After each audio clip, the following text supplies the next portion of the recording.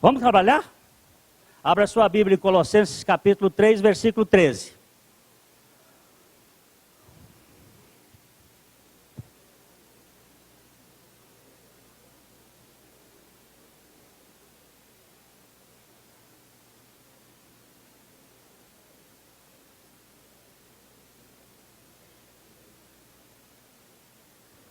Colossenses 3, 13 e 14.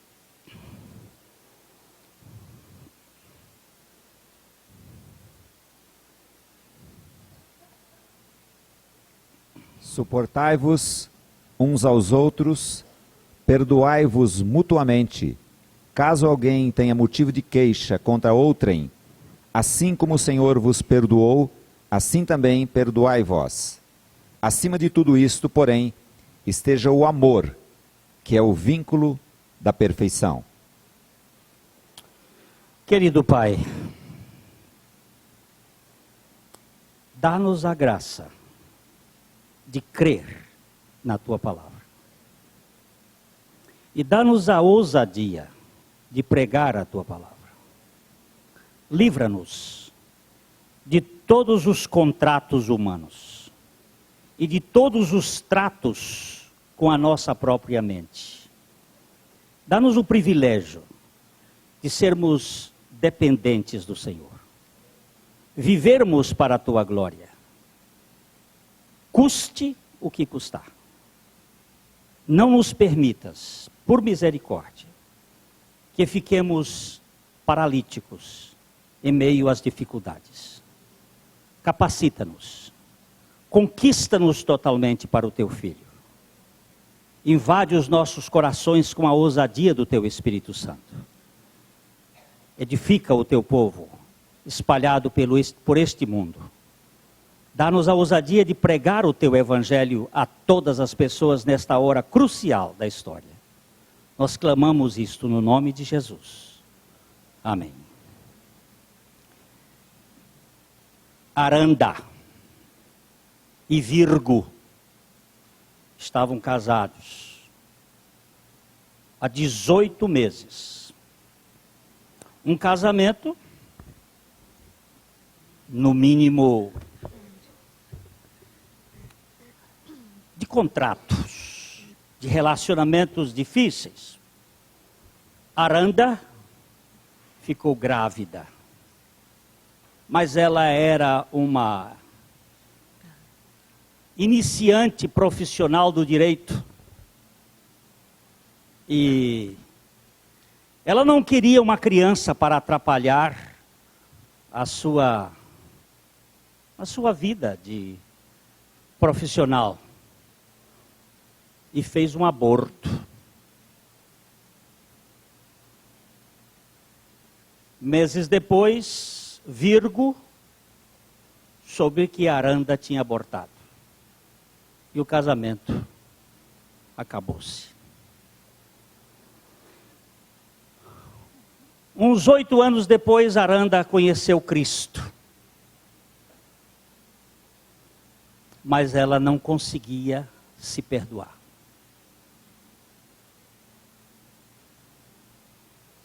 Havia uma luta muito grande. Até admito que Cristo me perdoe, mas eu não consigo me perdoar. Desde que nós começamos a tratar sobre este tema aqui, nós temos levado algumas pancadas e também temos trazido alguns alívios para algumas pessoas. Pelo menos umas 4 mulheres me procuraram, falando das suas lutas com seus abortos. Pessoas que foram impactadas pela palavra de Deus.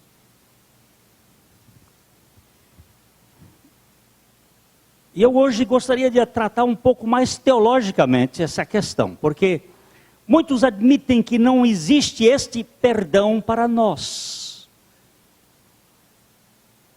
Que não é bíblico se perdoar.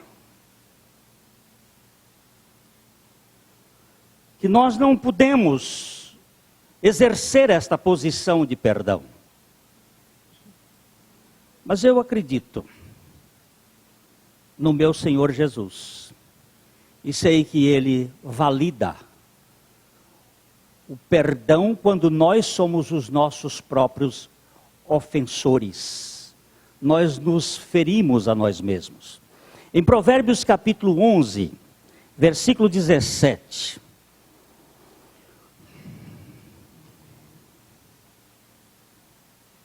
Provérbios capítulo 11, verso 17.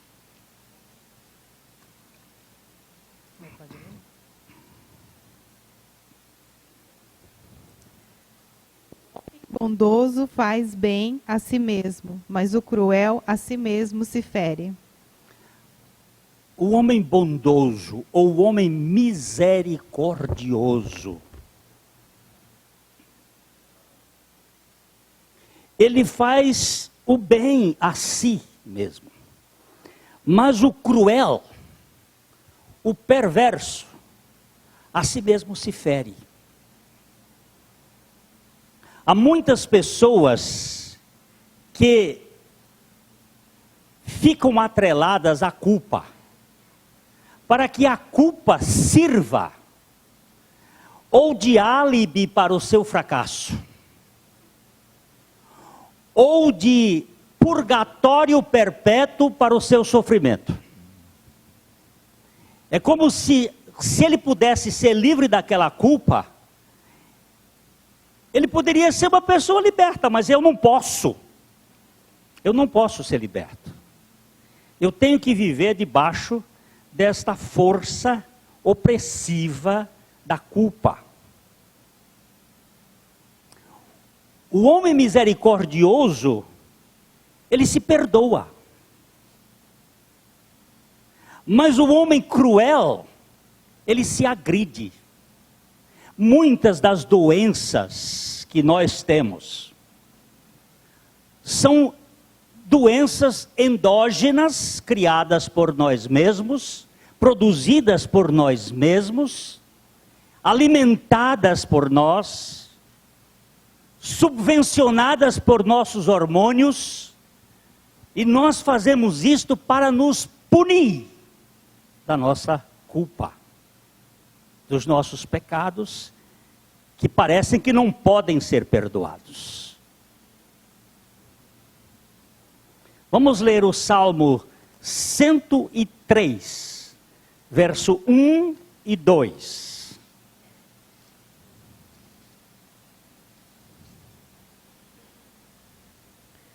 Bendize a minha alma ao Senhor, e tudo que há em mim, bendiga o seu santo nome. Bendize, ó minha alma, ao Senhor, e não te esqueças de nenhum só de seus benefícios. O verso 3. É Ele quem perdoa todas as tuas iniquidades, quem sara todas as tuas enfermidades. Você presta atenção? É Ele quem perdoa. Quantas? Todas as suas iniquidades. Mas muita gente não quer ser perdoada. Ela não entende que Deus é o Deus do perdão. Vamos dar uma olhadinha em Hebreus. Hebreus capítulo 12. A história de Esaú. Esaú vendeu a primogenitura por um prato de comida. Muitas vezes nós vendemos a nossa alma também por negócios que a gente faz e quer. E não, quando ele perdeu aquela primogenitura, ele ficou uma pessoa amargurada.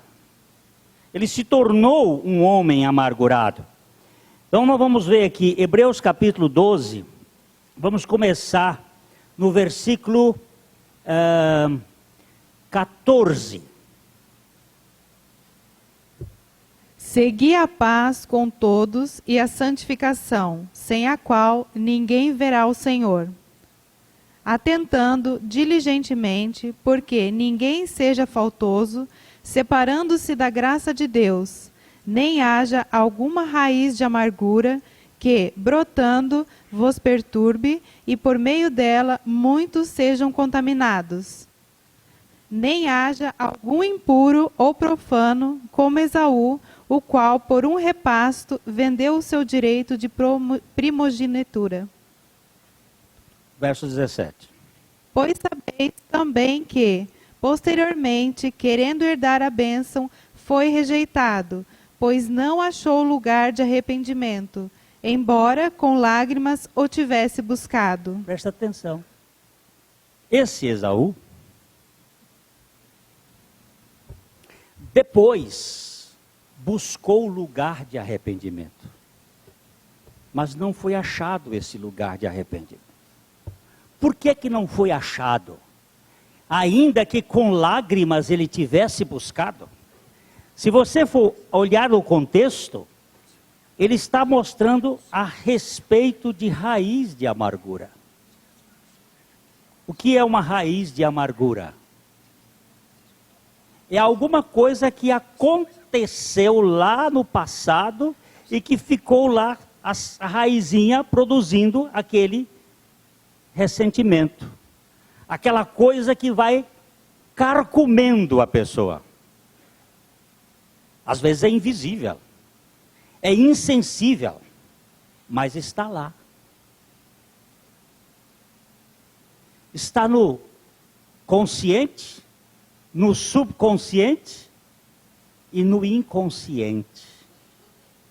Algumas coisas que nem você sabe, por isso que nós cantamos Sonda-me, ó Deus, e conhece o meu coração.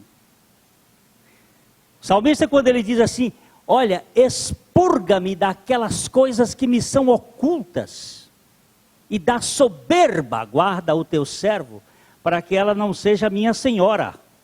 Então eu ficarei limpo, liberto de grandes transgressões. Coisas que estão ocultas, você não sabe. Mas estão lá, como raízes de amargura.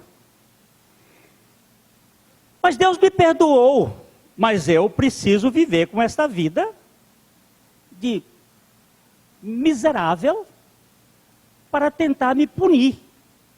Se você reparar, muitas pessoas, elas não podem celebrar, elas vivem murmurando, reclamando, elas não podem se sentir bem, porque se elas se sentirem bem, parece que aquilo vai levar a uma situação, como é que aconteceu isto comigo e eu estou me sentindo bem? É muito comum na viuvez, por pessoa estar viúva, e de repente ela tem um momento de alegria, por alguma coisa que aconteceu, e depois ela diz, mas eu não posso estar alegre, meu marido morreu faz 6 meses, eu não posso estar alegre. Escuta, seu marido já morreu, está enterrado. Lá na minha terra, uma senhora, o marido morreu, e aí, na hora do enterro, ela pediu que cantasse um cântico. Eu não vou cantar o cântico não, mas o cântico todo, não vou cantar todo não, mas ela dizia assim, eu tenho paz, paz, paz, paz no meu coração. Esse era o cântico. E aí completava com a morte do seu fulano de tal. Que às vezes o marido morrendo é uma paz. Às vezes quando a mulher morre é uma bênção. Foi-se embora. Aquele que me atazanava a cabeça. Mas às vezes a pessoa fica com culpa porque ele morreu e era aquela pessoa. Há um livro muito interessante que Quem roubou-me de mim? Do padre Fábio de Melo. E ele conta a história de uma moça que veio do Líbano, muito jovenzinha, e casou-se com um déspota. E esse homem azucrinou a vida daquela mulher, que teve 8 filhos, 7 homens e uma mulher. E aquela mulher sofreu a vida toda. Mas no dia que aquele homem morreu, ela passou a viver uma tragédia. Porque ela não sabia como ser feliz, vivendo sempre culpada. As pessoas roubam a gente da gente, furtam, sequestram as pessoas das pessoas. E nós ficamos com culpa, e ficamos com medo de poder viver vidas mais libertas. Ficamos aí a criticar a vida dos outros, a murmurar contra isto e contra aquilo, e não pode ser feliz. Mas quando você vai estudar a personalidade de Jesus, você vai ver um homem isento de amargura, de ressentimento, de crítica. Ele só não gostava mesmo de religioso. É uma raça que ele não tolerava. Porque é aquele que não entra e não deixa o outro entrar. Não recebe e não deixa os outros receberem. Não tem alegria e não consegue fazer com que os outros tenham a alegria do Senhor. Então, você pode reparar que isto é muito comum. Uma pessoa que diz assim, eu não consigo me perdoar. Talvez ela esteja expressando uma falta de capacidade ou uma indisposição para crer e receber o perdão concedido por Deus. Eu não consigo me perdoar significa, eu não consigo admitir que Deus me perdoe. Eu não consigo. Como é que Deus pode me perdoar? Glênio, você não sabe o que eu já fiz. Não sei e não quero saber.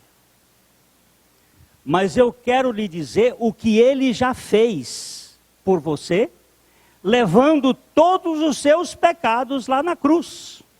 Levando sua natureza perversa, carregando sua culpa, morrendo a sua morte e ressuscitando para lhe dar a vida dele. Quem é maior? O pecado ou a graça de Deus? Eu sei que a força da gravidade é fato e é séria. A força da gravidade puxa para baixo. Mas eu sei que o avião voa. Ele pode ser grande ou pode ser pequeno e ele voa. Por que ele voa? Porque as leis da aerodinâmica vencem as leis ou a lei da gravidade. A lei do Espírito da vida em Cristo Jesus me livrou ou te livrou da lei do pecado e da morte. Quem é mais forte?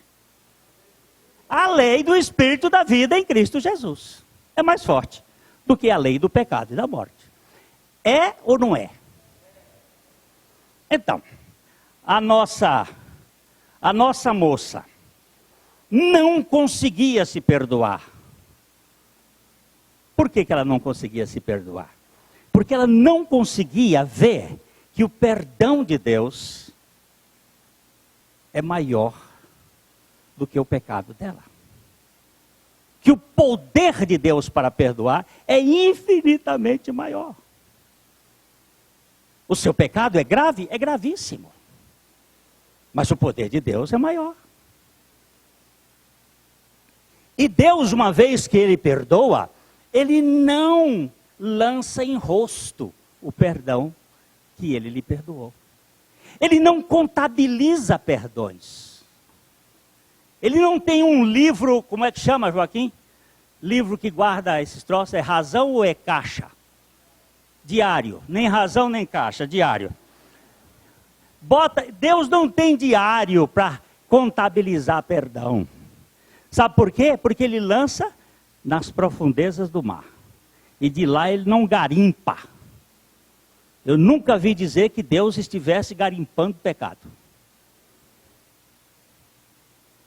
E por que você não se perdoa? Vamos ler o Salmo 130, os versos de 1 a 4.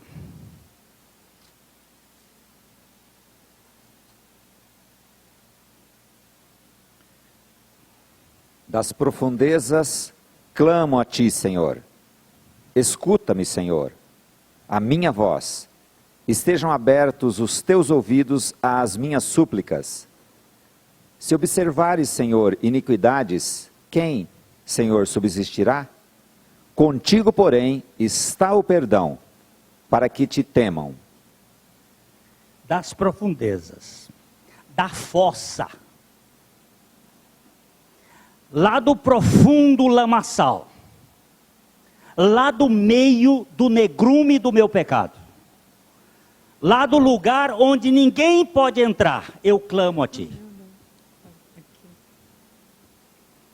Eu clamei a ti, e tu enviaste o socorro, porque contigo está o perdão, para que te temam.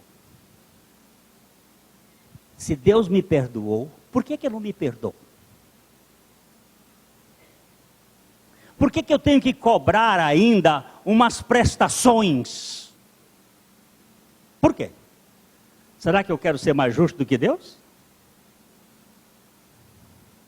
O que está por trás? Dizemos que não conseguimos nos perdoar porque, na verdade, duvidamos do perdão de Deus para conosco. Ou não vemos a necessidade de receber o perdão de Deus, querendo fazer a tarefa por nós mesmos. Incertos quanto à solução para o nosso erro, seja ele real ou imaginário. Pressupomos uma necessidade de perdoar a nós mesmos para acabar com a culpa persistente ou suplementar o perdão insuficiente de Deus.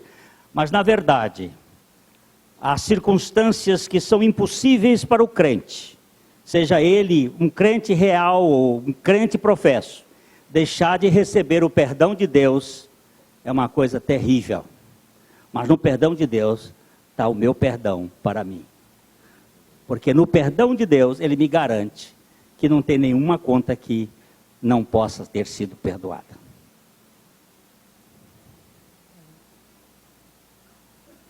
Domingo, daqui mais uns dias, nós vamos falar mais sobre aquela questão do pecado dos pecados. Davi cometeu 2 pecados, assim, publicamente mais sérios. O primeiro foi o adultério com Berseba e a morte do seu marido, o assassinato do seu marido, Urias. Quando Natã o avisou de que ele tinha cometido aquele pecado, ele disse: pequei contra o Senhor. Aí Natã disse: também o Senhor te perdoou. Mas ele cometeu um outro pecado. E o outro pecado foi quando ele contou o exército dele. Ele chamou o general Joabe e disse para ele assim: eu quero que você conte quantos soldados eu posso contar. Com quantos soldados eu posso contar? Conte. Joabe disse: Davi, não é boa a sua intenção. Você não tem vencido com a mão de Deus? E aí prevaleceu o pensamento do rei e Joabe teve que ir contar o exército. E chegou dizendo que havia 1.570.000 soldados que puxavam a espada. Naquele momento, veio a palavra do Senhor a Davi, dizendo que ele havia pecado. Mas que pecado é este?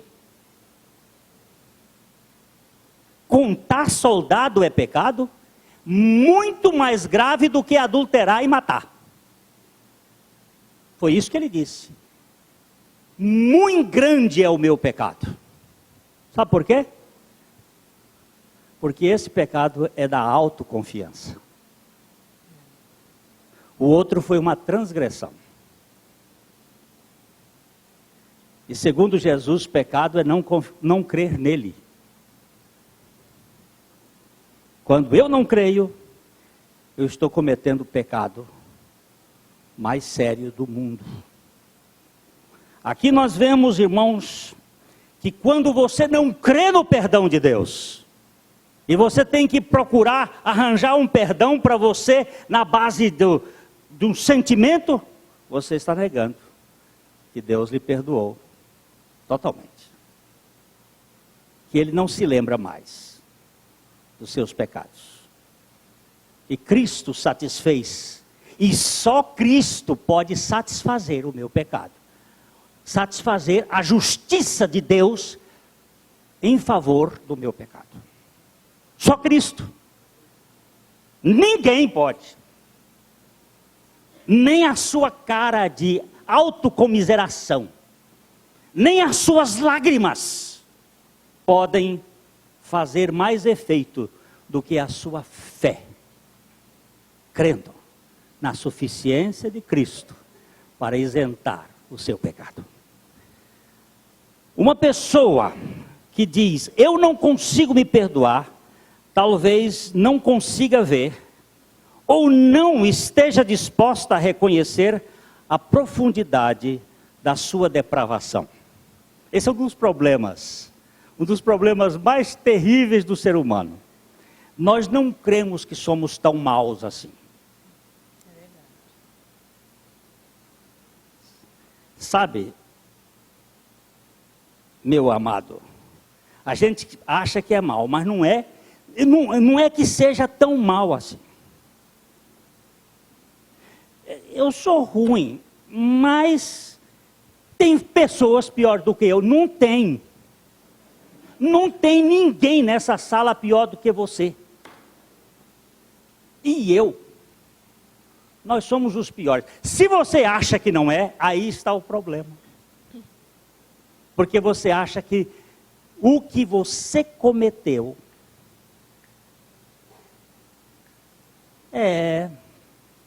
quem sabe? Com certa frequência, a expressão eu não consigo me perdoar significa eu ainda não consigo acreditar que eu fui capaz de fazer isso.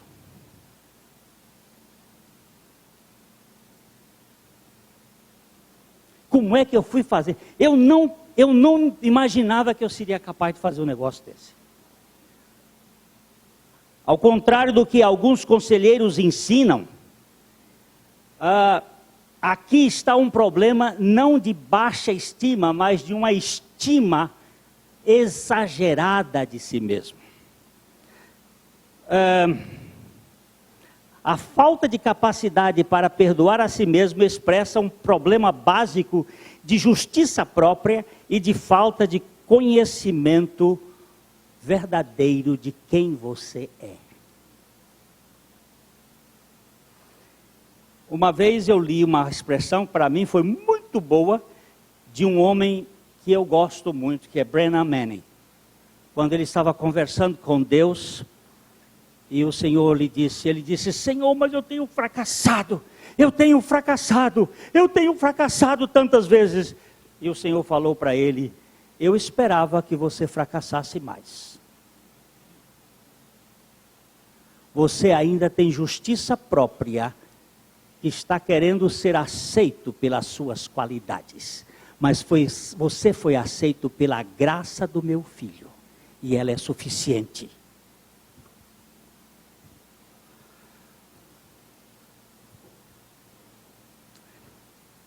A pessoa que diz, eu não consigo me perdoar, talvez esteja expressando o seu desapontamento por deixar de concretizar um desejo muito especial. Em essência, esta pessoa diz, eu tive a oportunidade de conseguir algo que realmente eu queria e joguei fora. Aquela criança que eu gerei, eu matei. Eu não consigo me perdoar. O desejo que está dominando pode variar.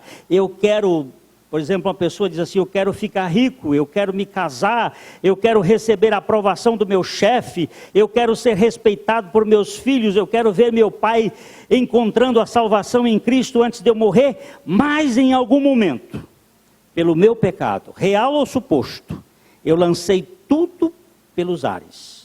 Perdi meu dinheiro com mau investimento.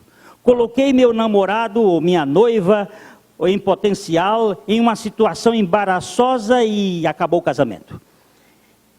Eu fiquei gelado no quarto do hospital ao falar com meu pai sobre Cristo e meu pai morreu. E agora não posso me perdoar por ter desperdiçado essa oportunidade que eu tanto havia desejado. Eu tinha a felicidade nas palmas das minhas mãos, mas deixei escapar.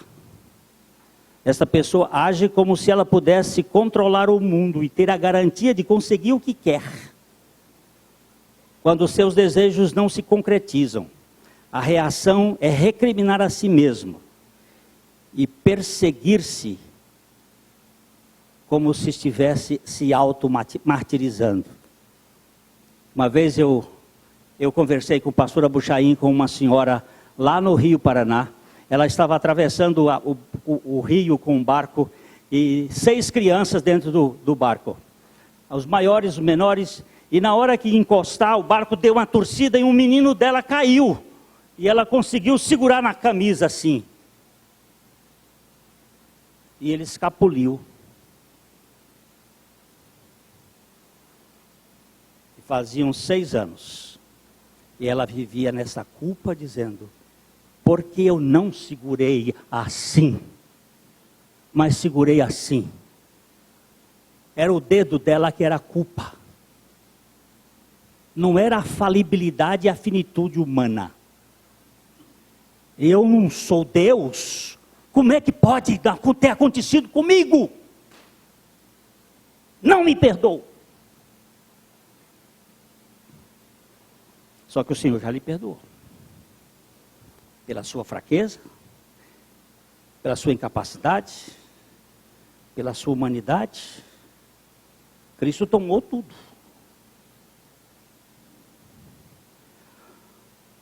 Uma pessoa que diz, eu não consigo me perdoar, talvez esteja tentando estabelecer seu perdão pessoal de justiça.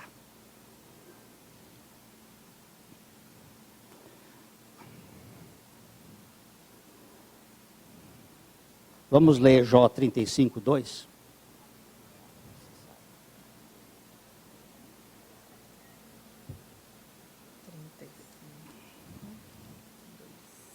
Jó 35, 2. Achas que é justo dizeres, maior é a minha justiça do que a de Deus? É justo dizer que a sua justiça é maior do que a de Deus? Ana Silvia? Estava querendo dormir, mas acordou, né? Você acha que é maior a sua justiça do que a de Deus? De jeito nenhum.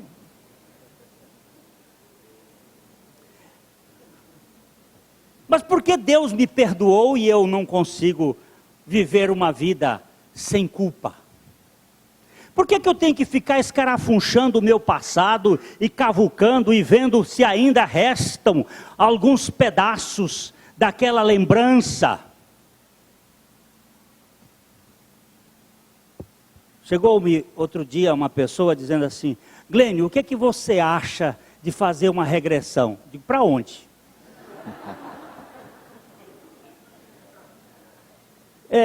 Eu tenho uns negócios aí que estão me fazendo muito mal e alguém me sugeriu que eu podia fazer uma viagem de regressão. Eu digo, para encontrar sujeira, é melhor ir para frente. Paulo diz assim, esquecido das coisas que para trás ficam e avançando para as que diante de mim estão, eu prossigo para o alvo da soberana vocação de Deus em Cristo Jesus. A viagem é para frente, não é para trás. Esses negócios aí estão sombras e vão virar assombração. Eles ficam aí penetrando na mente como coisa. Eu conheço essa história. Mas agora o Senhor disse: filho, para de você ficar cavucando. Esse lugar já foi tratado com o sangue do Cordeiro. Não fique aí procurando coisa que eu já tratei. Você foi perdoado. E você pode viver na dimensão do perdão de Deus.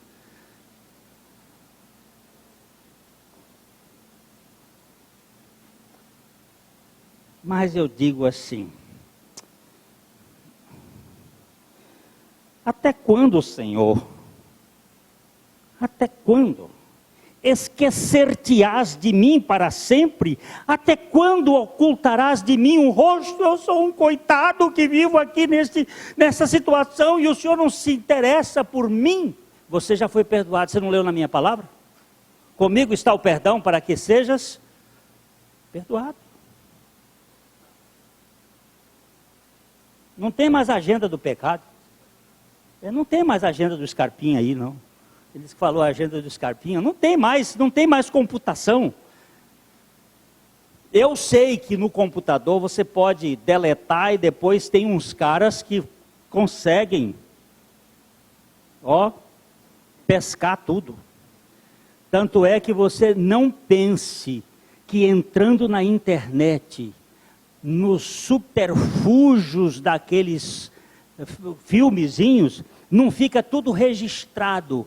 E fica registrado também, não só no computador, mas também lá nas casas dos homens. Eles sabem onde você vai.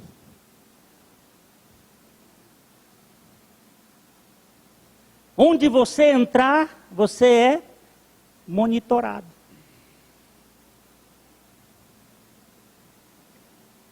Eles pegam essa turma dos pedófilos com muita facilidade.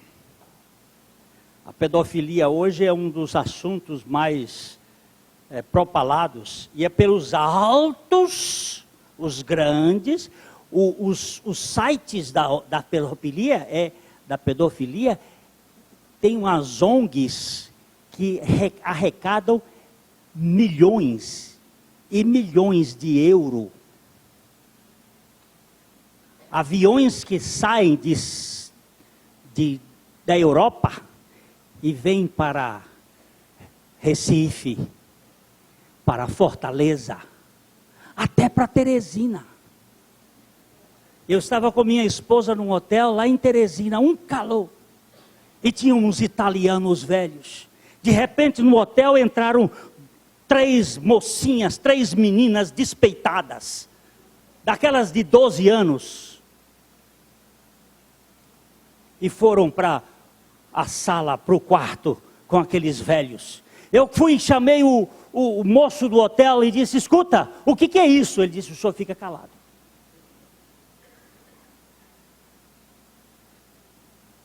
Não se meta. O senhor fica calado, que senão é bem melhor. Quando a minha esposa leu comigo este ano a história de Raquel, de Berta e de Sofia, 3 mulheres, 3 meninas que vieram da Polônia, judias, e que foram feitas pelos proxenetas, prostitutas em Buenos Aires, no Rio de Janeiro e em Nova York, por altos escalões do poder, envolvendo polícia, envolvendo justiça, envolvendo governadores, pessoas altas. Essas mulheres formaram uma associação da verdade. E elas começaram a contar o que acontece por detrás deste mundo podre, da hipocrisia e do fingimento. Hoje é tudo caminhado. Agora, meu Deus, eu tenho essa mesma natureza. A natureza desses proxenetas é a mesma minha e a mesma sua. Se não fosse Jesus, nós estávamos perdidos. Se não for Jesus, sua vida não tem sentido. Eu não estou falando se não for igreja, religião, sistema. Nem se não for qualquer outra coisa, se não for Jesus. Porque foi o único que assumiu a nossa pecaminosidade, morreu a nossa morte e ressuscitou para nos dar vida e nos perdoar totalmente do nosso pecado. Eu não tenho que ficar aí, contabilizando. E agora, o que eu devo fazer?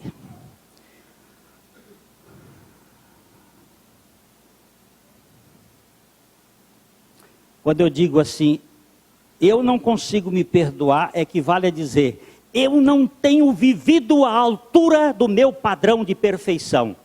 Ou eu não tenho vivido à altura das expectativas das outras pessoas.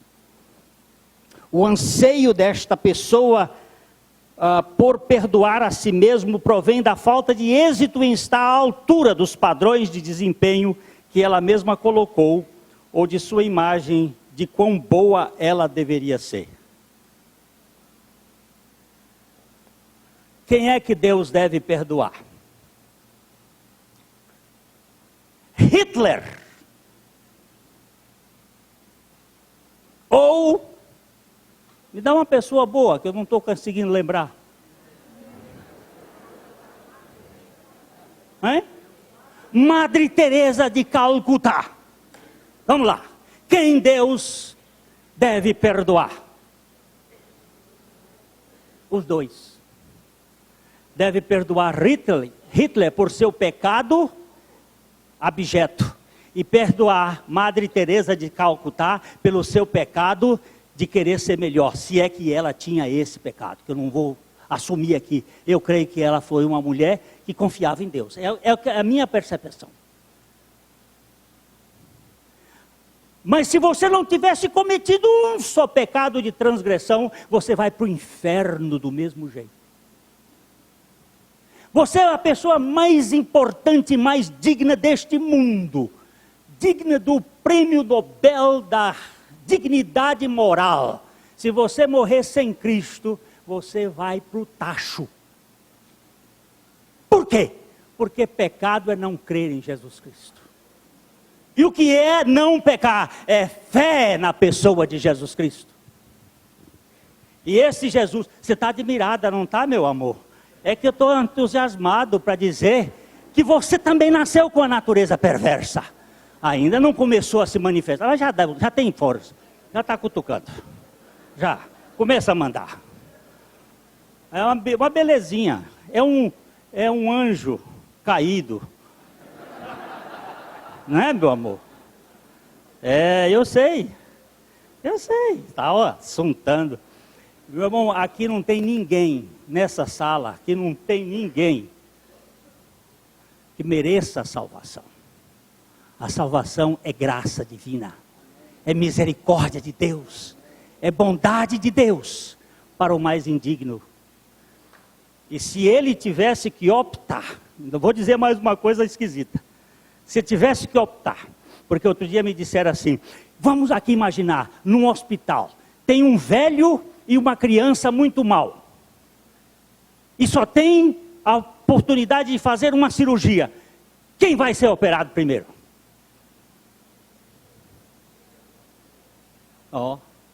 Coitado do velho, eu estou nesse estado, é a criança,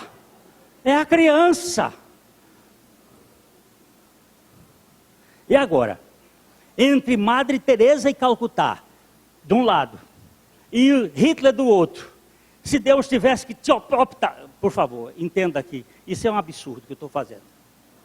Mas se ele tivesse que optar entre um e outro para salvar, quem você acha que ele iria optar? É o Hitler. Porque quanto pior, mais necessidade tem de salvação. E quanto melhor, porque Deus resiste ao soberbo. Vamos dizer, eu não vou dizer que Madre Teresa seja soberba, por favor. Eu tenho que falar muito claramente aqui, porque distorcem tudo. Mas eu quero dizer uma coisa, meu irmão, não é a bondade que salva, é o pecado e é exatamente a indignidade do homem que é viável para a salvação de Deus. Então quando eu tenho eu não me perdoo, é porque eu tenho muita justiça própria. Eu sou muito arrogante. Mas Deus me perdoa. Ele me perdoou. Totalmente. A pessoa que diz, não consigo me perdoar, talvez tenha se assentado na cadeira do juiz e declarado o veredito a respeito de si mesmo. Ó, eu não consigo, eu não posso ter cometido aquilo.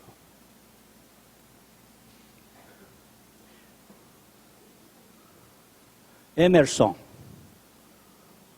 disse, perdoe os outros, isto é nobreza. Nunca perdoe a si mesmo. Isto é fraqueza. Perdoe os outros. Isto é nobreza. Mas nunca perdoe a si mesmo. Isto é fraqueza. Isso é arrogância. Deus me perdoou. E você? Você tem que viver a vida toda com essa cara de infeliz? Será que você não pode celebrar a vida que Deus lhe deu em Cristo Jesus? Quando os anjos estavam lá, chegando com a notícia que eles deram foi a seguinte, ó, ei moços, vocês aí, pastores do campo, eu tenho uma notícia para vocês. Qual é a notícia? É que nasceu hoje na cidade de Belém, o Salvador, que é Cristo, o Senhor. E esta é uma notícia de grande alegria que será para todo o povo.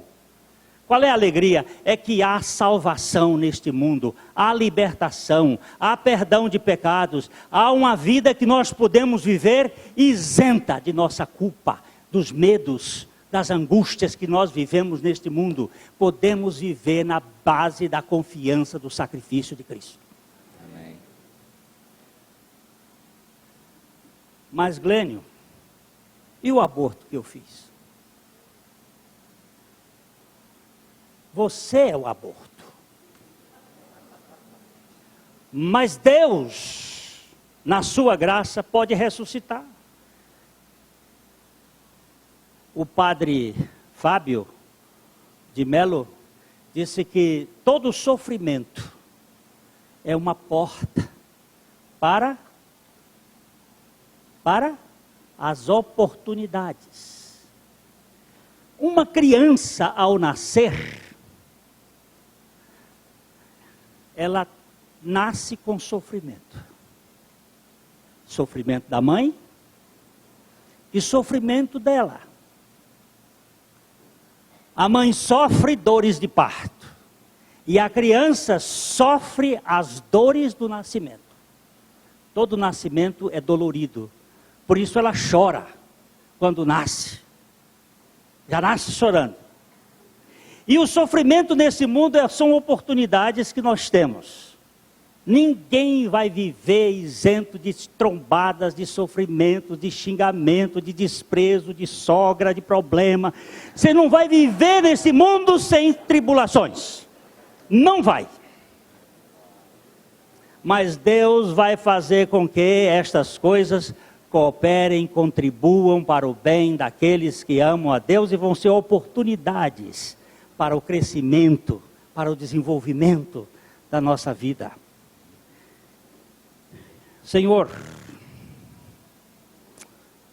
eu não quero me sentar nessa cadeira para me julgar, já que o Senhor sentou-se nela e já me isentou de toda a culpa. Vamos ler um texto em Atos capítulo 10, versos 40 a 42. Atos 10, Pedro está pregando o Evangelho na casa de Cornélio, e aqui nós temos algo extraordinário. Ele está falando da morte e da ressurreição de Cristo. O verso 40 já entra o aspecto da ressurreição. A 42. A este ressuscitou Deus no terceiro dia e concedeu que fosse manifesto, não a todo o povo, mas às testemunhas que foram anteriormente escolhidas por Deus, isto é, a nós que comemos e bebemos com ele, depois que ressurgiu dentre os mortos. E nos mandou pregar ao povo e testificar que ele é que foi constituído por Deus juiz de vivos e de mortos. Quem é que foi constituído por Deus juiz de vivos e de mortos? Jesus, o nosso advogado. Viu, Marinho? Você não pode ser juiz e advogado ao mesmo tempo. Mas Jesus pôde ser juiz e advogado. Ele levou a nossa culpa, julgou-a, condenou-nos e nos libertou para sempre na vida, a vida eterna, na vida plena dele. Aqui no estado de Mato Grosso, havia um criminoso que sempre consultava um advogado na hora que ele cometia os crimes dele. E o advogado defendia, e ele era solto. Ele cometeu uma vez, o advogado foi, defendeu, ele foi solto.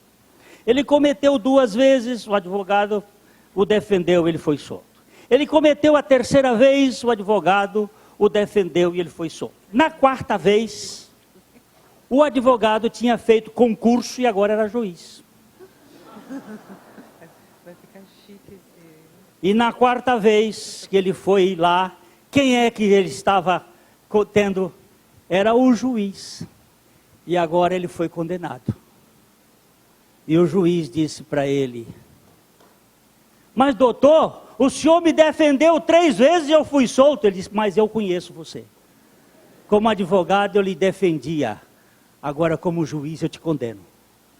Jesus, como advogado, nos defendeu, assumindo a nossa causa, nos assumindo lá, assumindo a nossa morte, porque nós não podíamos, mas ele também não nos condenou, ele nos isentou da culpa, morrendo a nossa morte e nos justificando pela sua graça.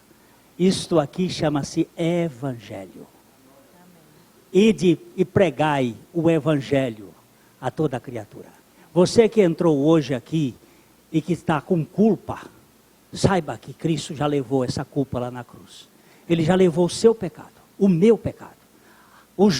Pode ser o mais grave pecado. Ele já levou.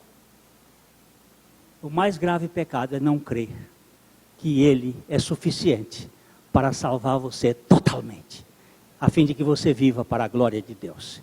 Que o Senhor lhe conceda a graça de sair deste mundo de querer pagar a conta que já foi paga. Amém. Não aceito que o Senhor pague por mim, eu tenho que pagar. Bem, lamento, mas isso é judaizante, não é fé real em Cristo. O Evangelho é o poder de Deus para a salvação de todo aquele que crê. Primeiro do judeu, depois do grego. Porque a justiça no Evangelho se manifesta de fé em fé. Como está escrito, o justo viverá pela fé.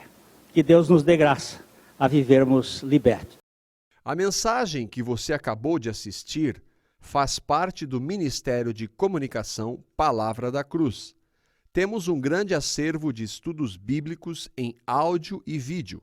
Distribuímos também gratuitamente o jornal mensal Palavra da Cruz.